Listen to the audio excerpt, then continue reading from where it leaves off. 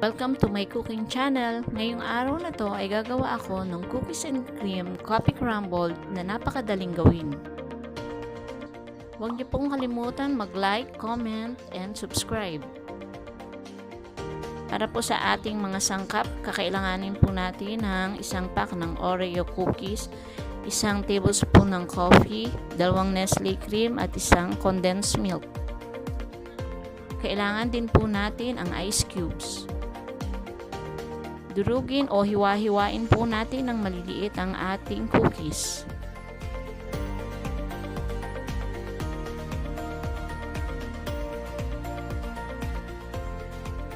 Hindi ko po ito inubos, nagtira po ako ng mga ilang piraso.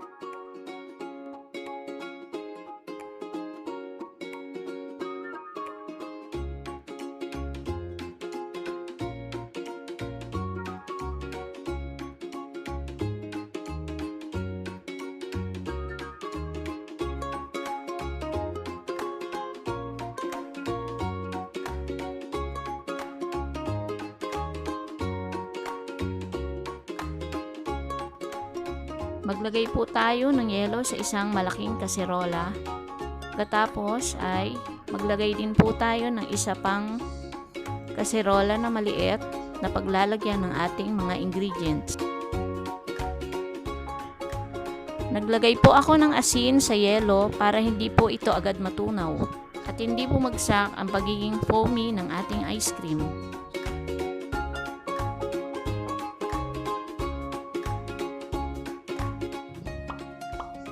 Ilagay na po natin ang 2 Nestle cream na i-chill ko na po ito overnight.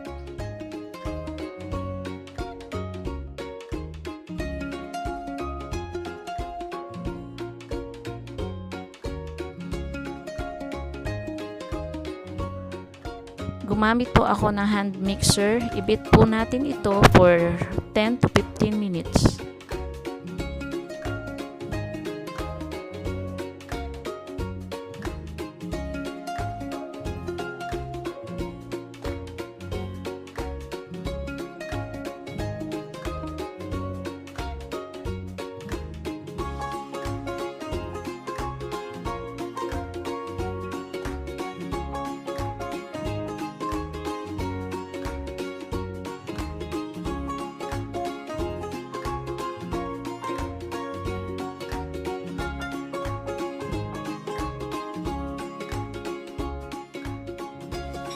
After 10 to 15 minutes, ay ilagay na po natin ang isang kutsara ng ating kape.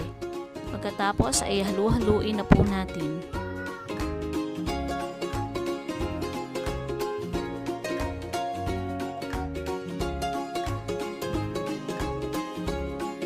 Ilagay na po natin ang ating condensed milk.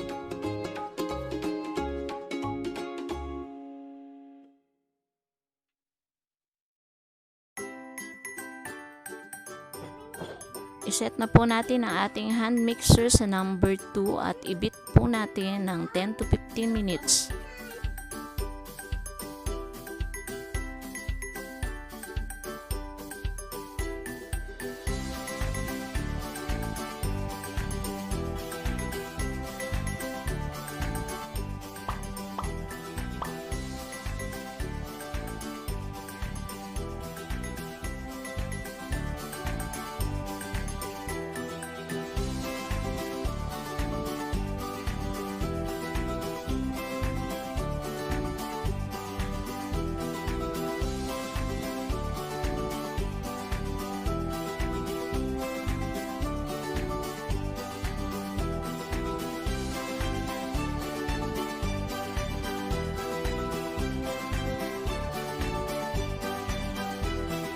Ilagay na po natin ang ating dinurog na mga cookies.